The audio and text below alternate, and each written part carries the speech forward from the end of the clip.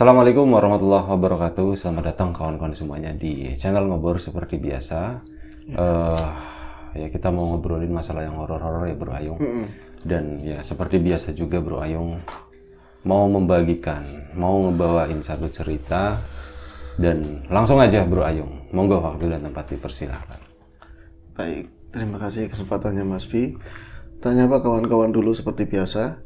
Assalamualaikum warahmatullahi wabarakatuh. Bismillahirrahmanirrahim. Apa kabar kawan-kawan Ngobor semua? Semoga semua dalam keadaan baik, selalu dalam keadaan sehat, selalu bahagia kapanpun dan dimanapun saatnya. Ada kami berdua dan nggak perlu lama-lama lagi ya Bi. Kita mau cerita yang horor-horor. Semoga bisa menghibur tentu. Oke, langsung ke cerita. Ini adalah sebuah kisah Bi. Kisah dari seseorang, seorang sahabatku sendiri yang udah kuanggap adik ya, insya Allah udah aku anggap adik sendiri begitu. Tapi dia nggak nganggap lu kayak kakak gitu ya? Ya mungkin kayak gitu sih. Jadi aku ilfil. Ya Rabi, mungkin kemungkinan dia menganggap gitu. seperti itu. Aslinya begitu. Tapi kemungkinan besarnya enggak begitu loh. Aduh, tadi ceritanya nyampe mana? Belum cerita sama sekali. Belum cerita. Oke, dia itu namanya Baby, sebut saja seperti itu namanya. Jadi dia mau mengisahkan proses mencedelnya, proses keluarnya dia dari jaban bayi. Proses kelahirannya dia, begitu loh, Bi. Jadi tentu usianya sekitar mungkin 25-an lebih lah. Jadinya ya cukup lampau, Bi. Jadi di saat itu dia itu lahirkan di sini di Brebes Bi. Di sebuah desa masih di wilayah Brebes begitu. Dan saat itu dia itu saat kelahiran itu orang tuanya dibantu sama bidan desa. Dengan resep Brebes saat itu kan bisa terbayangkan masih ya nggak jauh beda kayak tempatku. Kalau di sini kan agak metropolis begitu tempatnya jenengan. Bidan desa itu ada bidan desa, ada bidan kecamatan, ada bidan kabupaten gitu. Bidan nasional. Bidan nasional gitu ya. Anggap aja seperti itu. Yang jelas dia itu memang tugasnya membantu kelahiran seseorang. Apa malah jangan-jangan dukun bayi ya, Bi? Bidan desa. Bisa jadi. Apa namanya enggak? Lo bilang tadi lahirnya tuh di salah satu desa di Brebes gitu ya. Maksudnya di mananya gitu? Di jalannya, di pos kamplingnya, atau di rumahnya gitu? Di rumahnya. Di rumahnya, ya. Dia melahirkan di rumah. Bukan dia, orang tuanya yang melahirkan. Iya. Orang tuanya melahirkan beliau, Mbak Bibi itu di rumah. Itu memanggil bidan desa. Itu tapi ada sebuah kejanggalan. Kenapa harus diceritakan di Ngobor menurut dia? Ini ada sisi mistiknya, Mas. Serem banget katanya. Emang kamu lihat sendiri? Yo katanya, orang aku kan yang dilahirkan. Iya juga ya, Bi. Jadi saat itu orang melahirkan, siapa sih yang melahirkan nggak sakit, katanya seperti itu. Perempuan itu tahu semua yang sudah melahirkan. Aku yang pernah lihat aja ya mesti memang sakit, Bi. Tapi katanya maminya si itu, sebut saja maminya atau mamanya si baby itu, dia itu ngalamin proses kelahirannya si baby tadi. Rasa sakit bisa nyampe kalah sama rasa takutnya, Bi.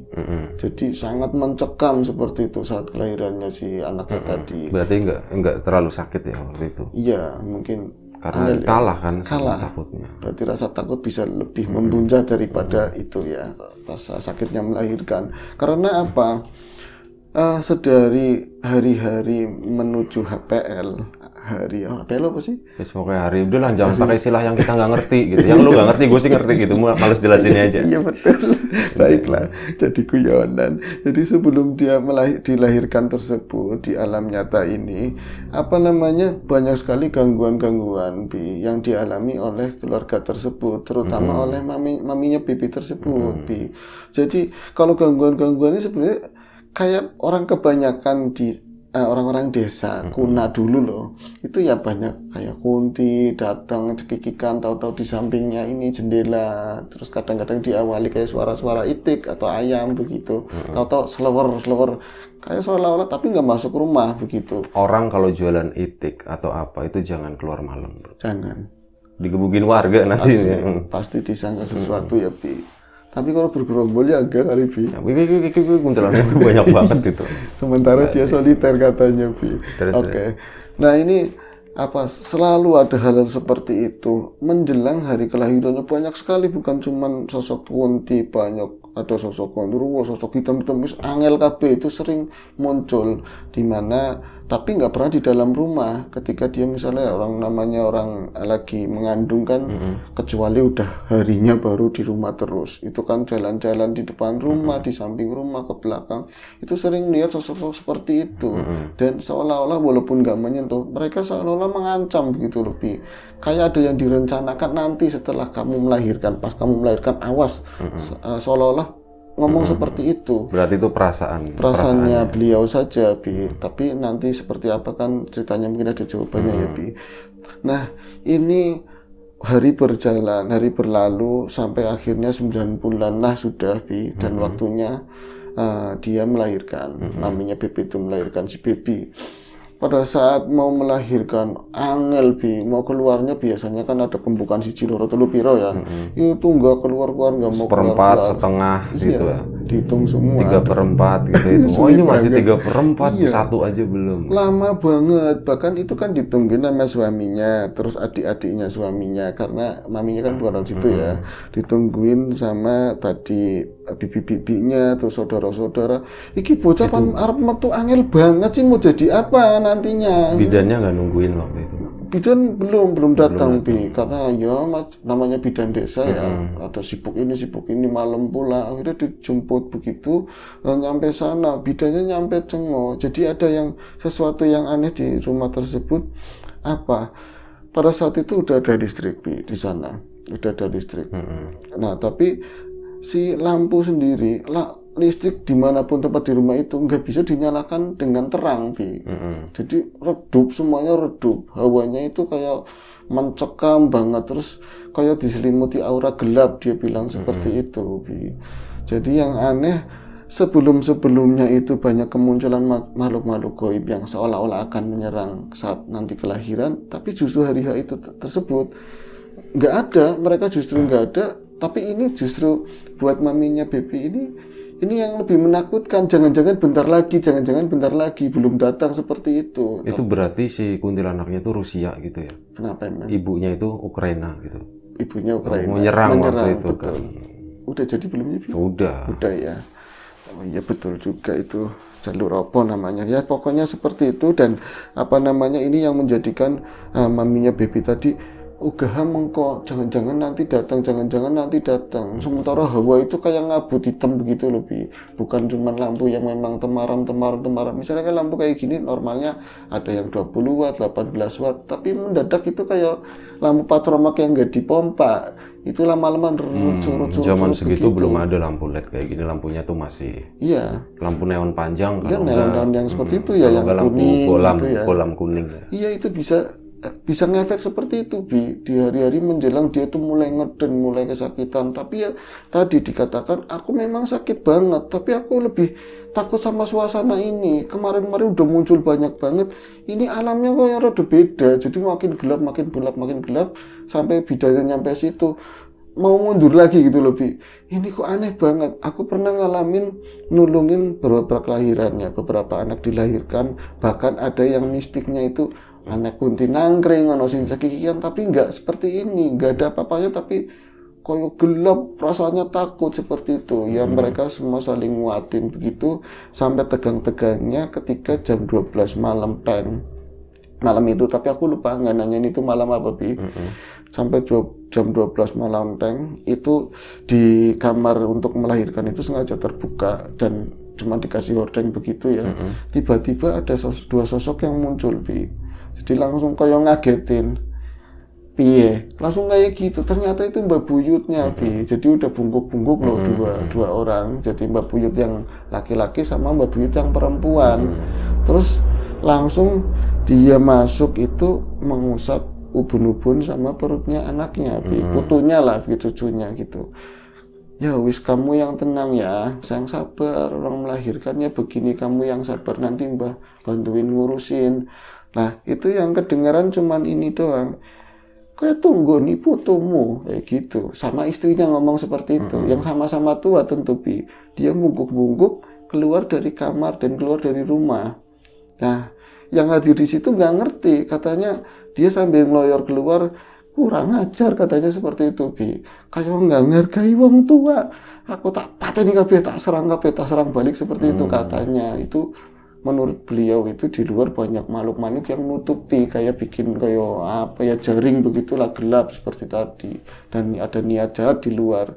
Akhirnya mereka cuma melongak-melongak maksudnya apa, tapi seolah-olah Mbak Putrinya ngerti, Bi. Ya wis Pak, ya wis bapakmu hati-hati seperti itu. Akhirnya keluar. Mbak Buyutnya maksudnya. Yang laki itu keluar bungkuk-bungkuk begitu, keluar dari rumah tersebut. Kebetulan rumah juga nggak terlalu gede, nggak kayak yang sekarang begitu ya. Dia ngelilingin rumah yang semuanya berbatasan sama kebun. Jadi muter begitu kedengeran, saking senyapnya gitu. Bahkan si maminya baby pun walaupun ngeden, dia sengaja nggak ngeluarin suara, ditahan gitu. Kedengeran suaranya, ini langkahnya kakeknya tadi, Mbak Buyutnya tekluk, dan ada komat kamit saat baca doa dan lain-lain gitu. Mesti ada rame-rame benturan atau teriakan makhluk apa? Enggak ada, katanya seperti itu. Tapi makin kayak ngepres, ambekan, nafas saja kayaknya susah, seolah-olah yang ada di ruangan tersebut. Kayak ada kehadiran energi apalah di situ. Kurang oksigen. Mungkin melahirkannya di tempat yang tinggi sekali ya. Nah ini biar nggak terlalu serem kan tentu. Terus akhirnya? Akhirnya apa? Dia di putaran tertentu kan harus melewati sampingnya kamar. Sampingnya kamar itu di jendela itu kedengeran. Itu muternya berarti di luar rumah. Di luar rumah. Ringnya di luar rumah itu tadi. Terus ngomong, kowe orang hargai aku babar blas podo kayak gitu. Wes metu seminggah nih. Arab dilarani meneh apa piye? Seolah-olah seperti jangan. Itu kan orang Brebes ngomongnya nggak kayak gitu, Bro Ayu. Iya, kadang-kadang aku lupa ya. Nah, itu. Ditegalkan justru iya, yang di luar Tegal aku tegalkan, yang asli Tegal Brebes malah tak wetankan. Orang hargai wong tua. Iya, maksudnya itu metu kabeh meneh kan kayak gitu. Kurang makanya kan orang Brebes kan gue jadi ngebayangnya kok kayak di Solo gitu, kayak di Semarang. Iya, maaf teman-teman. Emosinya kayak apa? Kurang emosi sedikit. Makanya iya itu tadi gue ini kok gimana ini lagi ceritain Brebes gitu kan. Brebes itu harusnya dengan ngapaknya sama mirip bahasanya dengan Tegal. Bang, saya kayak gitu ya. Iya. Pakai suara tua ya, Bang. Bang, saya terakhir orang hargai aku baru belas kayak gitu ya. Iya, nah kayak gitu. Kayak gitu ya, Bi. Itu ada kedengaran seperti itu, Bi, di luar. Terus nggak lama masuk lagi kakeknya. Itu sekitar 15-an menit. Terus akhirnya dia kayak ngambil air, minta air sama tadi ya cucu yang lain begitu, minta air, terus diusapin di bun-bun sama ininya perutnya. Nah, pas jam 1-an itulah, satu malam itu memang lahir tadi baby itu lahir. Itu malam itu sampai segitu, nggak ada peristiwa apapun. Tapi ya yang baby tahu setelah kemarian, ketika dia udah gede, sebenarnya dulu itu ada peristiwa apa ketika bibinya tuh cerita, kamu dulu dilahirin susah banget toh, ada gini. Akhirnya dia tahu pada saat ada musik ya. Ada musik. Getuk kayaknya. Orang jual getuk. Kenapa jual getuk selalu ada musik ya, Bi? Terus dangdut pasti. Iya kan? Enggak, ini ngamen. Soalnya ada bassnya. Oh iya. Getuk lebih ketawa kecil kan? Kalau getuk itu lebih cempreng. Iya. Akhirnya belakangan setelah dia gede tahu dari cerita bibinya. Pada saat itu kan Mbak Buyutnya kemarin udah meninggal. Di tahun 91 udah meninggal. Jadi ngomong gini, pada saat itu memang Mbak Buyut dulunya, berarti sebelum kamu dilahirkan dia itu ada kelas sama tetangga begitu, Bi. Jadi statusnya itu namanya Mbak Kliwon, Bi. Nama asli Mbak Kliwon. Itu ada pertentangan sama tetangga lah. Kalau di sini nggak merasa punya masalah, tapi warga memilihnya dan ditunjuk oleh kepala desa lah begitu. Jadi seorang bau, Bi. Bau itu kor pembangunan saya sekarang. Tugasnya itu ngapain? Tugasnya ya macam-macam, Bi. Ya ngurusin ini itulah yang di desa tadi. Pembangunan apa ya, Bi? Ya seperti itulah. Pokoknya jajaran di desa, di dalam desa tersebut. Itu yang megang proyek pembangunan di desa itu. Mungkin karena pembangunan sih ya, Bi. Nah itu akhirnya apa? Ini ada yang tidak terima, tidak terima. Kenapa yang jadi si Mbak Kliwon tadi? Sementara yang kata beliau itu, si musnya tadi, aku yang lebih layak, yang lebih pantas, aku udah ngadnya lebih lama. Tapi kok ini yang dipilih? Ini udah sering cekcok dan lain-lain, tapi ini selalu mengalah Mbak Kliwonnya. Bahkan sawahnya tadi, sawahnya Mbak Kliwon itu ada di dekat-dekat sawahnya tadi, si orang tadi ya. Dan, Wage lah namanya. Nah, Wage ya, Kliwon sama Wage di dekatnya sama sawahnya Mbak Wage. Ketika panen jagung, panen apapun, Mbak Kliwon nggak pernah sebesar apa, sebanyak apapun panen, dia nggak pernah bawa semuanya. Jadi yang secukupnya paling 2 kantong itu dibawa pulang, yang lain dibagi-bagi masyarakat lingkungan situ. Terus yang tadi dikasih, tapi kok nyampe segitunya. Nah, ternyata di malam kelahiran itu, mungkin orang dulu sakti-sakti atau apa ya, Bi, si ini udah ngancem Mbak Kliwon. Si Mbak Wage. Mbak Wage udah mengancam Mbak Kliwon, itu adalah Enak banget ya ngasih nama. Iya, nggak apa-apa. Mbak Wage. Mbak Wage itu adalah kiriman santet yang ketiga, Bi. Berarti dulunya pernah ada. Yang pertama adalah ketika Mbak Wage belum lama jadi tadi bau itu, ini pernah dikirimin santet. Itu menurut cerita bibinya. Sorry, Mbah Kliwon yang jadi bahu. Mbak Kliwon yang jadi bau dikirimin santet oleh Mbak Wage, begitu. Tapi tambar, dan itu ada yang aneh ketika malam itu kayak terjadi ledakan-ledakan. Tambar itu apa? Kalis gitu. Kalis. Nggak mempan. Nggak mempan. Jadi di rumah-rumah itu cuman ada kayak bunyi-bunyian ledakan-ledakan, ada sinar-sinar begitu. Mbak Wage sama istrinya sama anak-anaknya nggak apa-apa, Bi. Cuman tambak ini semua makhluk ditambak itu, ikan-ikan itu mati semua sama unggas-unggasnya begitu. Akhirnya Mbak Kliwon ngucap di depan anak-anaknya begitu, di depan istrinya juga. Pokoknya, Mbak, Pak ini yang melakukan siapa? Nggak usah nanya yang lakuin siapa, nanti orangnya juga kesini kayak gitu. Itu baru ngucap belum lama, itu orangnya memang datang, Bi, sambil ngesot-ngesot kayak apa ya, kayak suster ngesot begitu lah, nggak bisa jalan, merangkak-rangkak. Itu minta ampun bahwa aku menyesal tadi malam udah kayak gitu, tadi udah ngirimin begini begitu kan. Ya wis, nggak apa-apa, jangan diulangi lagi. Nah, keluarga kan curiga, Pak, jangan-jangan nanti ini lagi. Emang iya, ini tobat sambel kayak gitu. Yang keduanya lagi, itu selang berapa bulan, Mbak Kliwon itu kedatangan saudara sendiri lah ya, saudara perempuan, dan itu mau nengokin saudaranya yang lain yang lagi hamil gitu ya. Mau nengokin begitu, tapi namanya orang dulu kan rumahnya terpisah sama WC yang belakang begitu. Akhirnya dia itu lagi kepengen buang hajat, terus sekalian mandi sekalian lah, aku orang gatel kabeh perengasannya seperti itu, rasanya kayak gatel semua. Itu masih sore, Bi, yang menjelang maghrib lah seperti itu. Akhirnya dianterin apa gimana, masalah satu yang di rumah itu sama saudara yang lain, enggak, sendirian aja. Akhirnya dia ke kamar mandi begitu, dia mandi biasa lah, pakai kerekan begitu ya, pakai ember, terus ditaruh di ember gede begitu. Pada saat mandi itu ada terdengar teriakan sangat keras banget. Itu kedengaran dari rumah pas orang kumpul-kumpul. Pas ke sana disamperin, tentu yang perempuan belum mandi dulu. Udah disiram begini. Dia kesakitan di semua kujur badannya, itu kayak disilet-silet, Bi. Sorry, yang kedengeran suara itu dia tuh teriak, di belakang itu teriak pada saat jebur. Oh, enggak, gue pikir pas jebur dia ngedenger ada teriakan. Enggak. Dia yang teriak, orang-orang di dalam itu ngedenger. Orang di dalam teriak pada buru ke sana, terutama yang perempuan-perempuan, kamu kenapa? Langsung diselimutin. Itu ternyata itu 2 kali, baru 2 kali jebur. Yang pertama itu jebur di sini sakit semua kayak disilet-silet. Yang keduanya di mata. Perih. Matanya perih banget. Akhirnya dibawa ke dalam. Itu ceritanya diobatin lah. Karena waktu itu yang memang dituakan yang Mbak Kliwon sendiri di kampung itu. Ini kalau yang di tubuh bisa ditulungin, bisa diademin. Yang mata itu terlambat, sampai ketahuan Mbak Kliwon waktu itu menangis di situ, menangis, ya Allah, ponakanku iki, aku sampai terlambat, kamu sampai kayak gini. Ini sebenarnya mau ditujuin buat Mbak Kliwon, kalau enggak buat anaknya loh, Tapi keluarganya malah kena ketamu ya. Iya, dan dari saat itu pun mulai berangsur ini buta Bi. Tadi saudaranya itu, dan ini jadi sebuah penyesalan untuk keluarga lah, kenapa harus yang kena itu saudara yang lain dan nggak bisa disembuhkan begitu. Ya mungkin waktu itu medis belum ini banget ya, belum keluar lah mereka. Nah, dan walaupun udah keluar kan nggak semuanya orang lari ke medis ya, betul, nggak semua orang lari ke medis. Ini kiriman 2 kali. Nah, puncak-puncaknya itu pada saat kelahiran, dilahirkan, itu puncaknya. Jadi ya sama-sama mungkin orang bisa. Mbak Kliwon nggak ngomong, pokoknya ngomongnya itu semenjak anakku itu ngeden itu udah di atas, bahwa dia itu udah di atas, tapi yang di atas apanya nggak diomongin. Iya. Gitu loh. Intinya udah datang gitu ya. Nah, bahwa G-nya itu udah di atas tadi.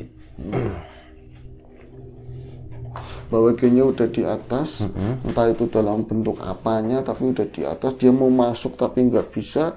Akhirnya dia itu ngirimin makhluk-makhluk yang sebanyak-banyaknya lah, rewangnya dia buat nyerang ke situ, ke dalam. Itu dia tahu di dalam itu ada Mbak Kliwon, ada semuanya di situ. Ngumpul. Pokoknya diserang habis-habisan lah seperti itu. Itu nggak ada yang bisa masuk. Akhirnya mereka kembali lagi. Itu lagi mulai, mamanya Baby mulai ngerasa, kok kayak gini banget, hawanya lagi gelap-gelap banget begitu. Itu ternyata mereka karena nggak bisa masuk, dibikin hawanya topi, dibikin hawanya seolah supaya mencekam, supaya apa namanya ya tadi kelihatan buram, pokoknya nggak enak banget lah untuk mengganggu tadi. Nah itu malam itu bisa diselesaikan oleh Mbak Kliwon dengan dia keliling-keliling itu tadi ya. Tapi dia ngapain nggak ngerti. Yang pasti setelah itu kejadiannya mereka kumpul lagi setelah si Baby dilahirkan. Terus ini gimana Mbak? Ini gimana? Kalau kayak gini terus kita bisa bahaya. Takutnya kan kena sama keluarga yang lain, orang yang nengokin atau apa. Wis ora apa-apa katanya. Wis ora apa-apa. Lalen maning gitu. Wis ora apa-apa, tenang baik. Wis urusane aku. Uangnya wis diberesi. Engko suwe-suwe katon dewek. Engko ntar lama-lama kelihatan sendiri Bi.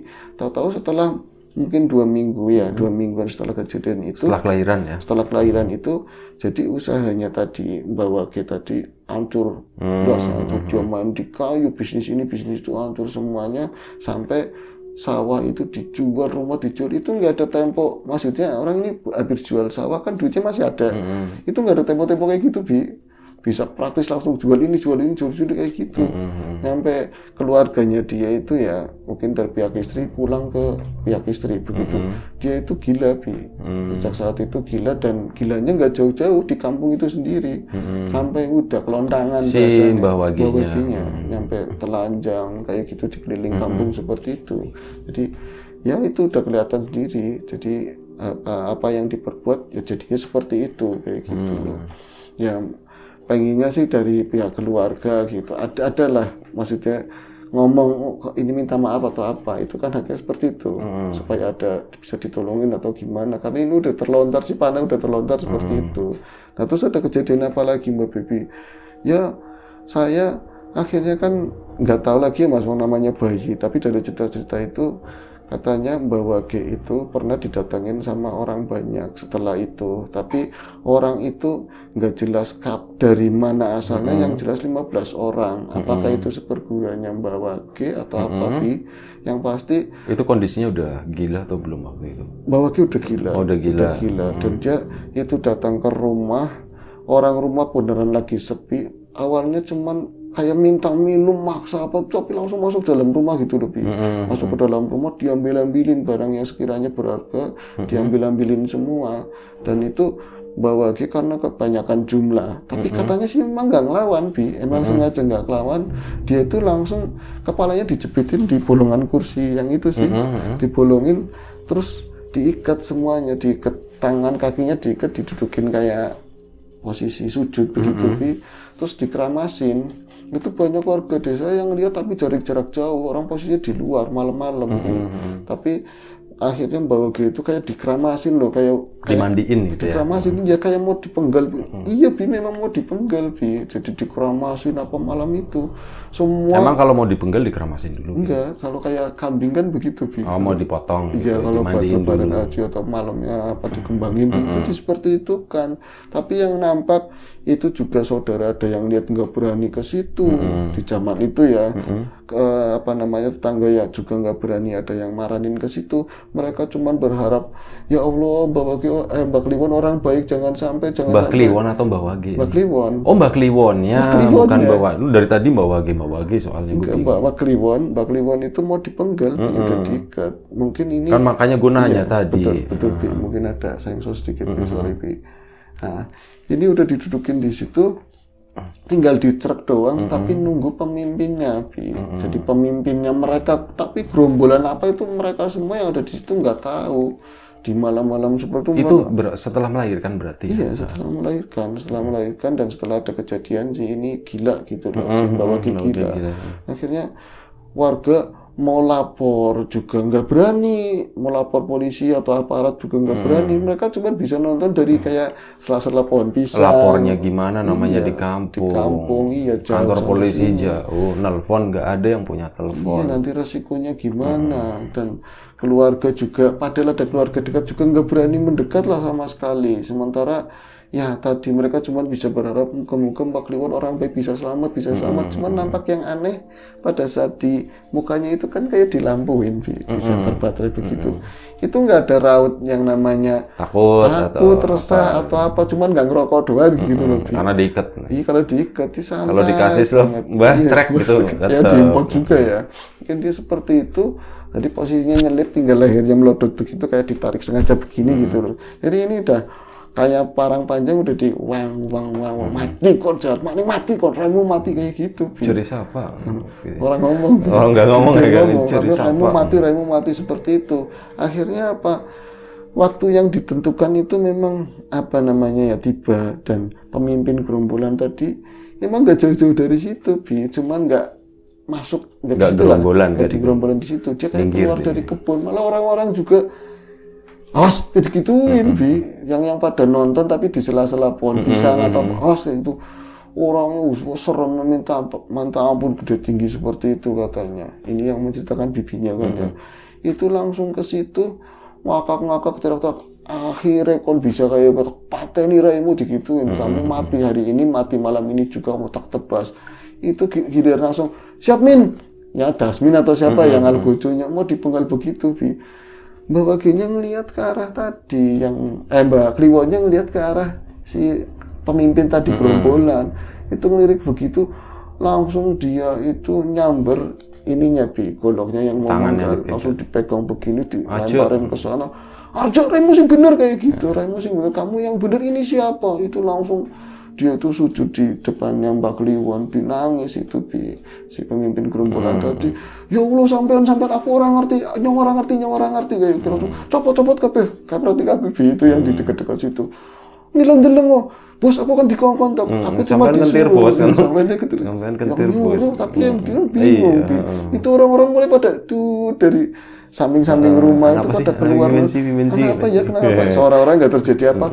Ya Allah, Mbak Kliwon orang apa? Lah sing mau nonton tadi pura-pura basa-basi gitu. Nyebelin kayak polisi India. Itu langsung ngumpul begini, berdiri, ini ikatan kakinya dicopot, yang tangan dicopot, terus dibersih-bersihin sama tadi pemimpinnya sendiri. Aku orang ngerti jenengan, aku mau ngerti gongkong tok. Aku cuma disuruh, aku nggak tahu itu jenengan begitu. Ya Allah, itu sampai sujud, nangis gerung-gerung itu di kakinya, Cuman disuruh bangun, orang apa-apa katanya. Orang apa-apa kon orang ngerti. Tapi kapan-kapan, kia orang sing diajarna aku. Ini bukan yang aku ajarkan dulu. Kamu nggak diajarkan untuk jadi seperti ini. Orang izin digituin, Jadi konon si tadi pemimpin gerombolan yang 15 orang tadi itu dulu bocah angonnya Mbak Kliwon, Artinya apa? Muridnya gitu, muridnya Mbak Kliwon yang diajarin yang macam-macam, kanuragan dan lain-lain kayak gitu. Jadi kalau misalnya santri dalam lah, suruh ngurusin kudanya, suruh ngurusin apa, kan saya juga Jadi kok sekarang yang mau menggal tadi gurunya sendiri, akhirnya nangis lagi, akhirnya disikap sama dipeluk sama itu, mendingan udah. Ya itu kejadiannya sampai segitu aja, Cuman nggak tahu yang nyuruh siapa. Yang nyuruh ya itu tadi ada keluarganya. Oh, keluarganya. Mbak Wage, cuma Mbak Wage-nya kan Iya. udah kayak gitu Mungkin ya. dari sisa-sisa uang yang dia punya atau apa, ada dendam mungkin ya seperguruan lain atau apa kan nggak ngerti kayak gitu, tapi nggak dijelaskin. Yang pasti malam itu haru biru tapi mencekamnya dari cetok gitu loh Bi. Cuman yang aneh kok nggak takut yang ngapa-ngapa, kayak yang mau tahu yang bakalan nganu siapa kayak gitu. Ya jatuhnya nggak keren Bi, jadi kayak malu begitu loh malam itu. Dan dia cuman dia meninggal tuh tahun 1991, sempat ngomong juga Mbak Bibi, ngomong kamu hati-hati no, banyak orang-orang yang tegel katanya di masamu mendatang seperti itu Bi. Banyak orang-orang yang tega. Kalau umurnya 25-an kayaknya lahir 87-an kayaknya. 87 ya. 91 berarti dapat 4 tahunan lah waktu itu. Iya, masih kecil ya. Masih kecil 4 tahun. Katanya sering dimomong aku Mas kayak gitu. Ya siapa tahu ini ada serem-seremnya katanya gitu. Mau dibawain di ngombor monggo katanya seperti itu. Ya, sekian Bi ceritanya Bi. Kita diam sejenak, Bro. Baik. Kamu lagi ke sana kan? Enggak. Oh enggak. Ngulur durasi gitu ya. Durasi. Oke, Bro Ayung, terima kasih ceritanya tentang Mbak Kliwon tadi ya. Ya, semoga ada sesuatu yang positif yang kita bisa ambil dari cerita ini. Tujuannya apapun itu, tujuannya balik lagi menghibur kawan-kawan semuanya ya, Bro Ayung ya. Terima kasih Mbak Bibi ya tadi ya yang udah berbagi ceritanya. Terima kasih kawan-kawan semua di rumah udah menonton, udah mendengarin. Mohon maaf kalau misalnya ada sesuatu yang gak berkenan di mata, di hati, telinga kawan-kawan saya, mohon dimaafkan. Siapapun itu, semoga kita selalu diberi kemudahan dalam hal apapun, termasuk kemudahan dalam hal rezeki. Siapapun sekarang yang lagi sakit, semoga segera diberi kesembuhan. Siapapun sekarang yang masih sehat, semoga tetap dijaga kesehatannya. Sekali lagi terima kasih banyak. Sekali lagi mohon maaf sebesar-besarnya. Sampai jumpa di ngobrol selanjutnya. Jaga kesehatan kawan-kawan tentunya. Assalamualaikum warahmatullahi wabarakatuh.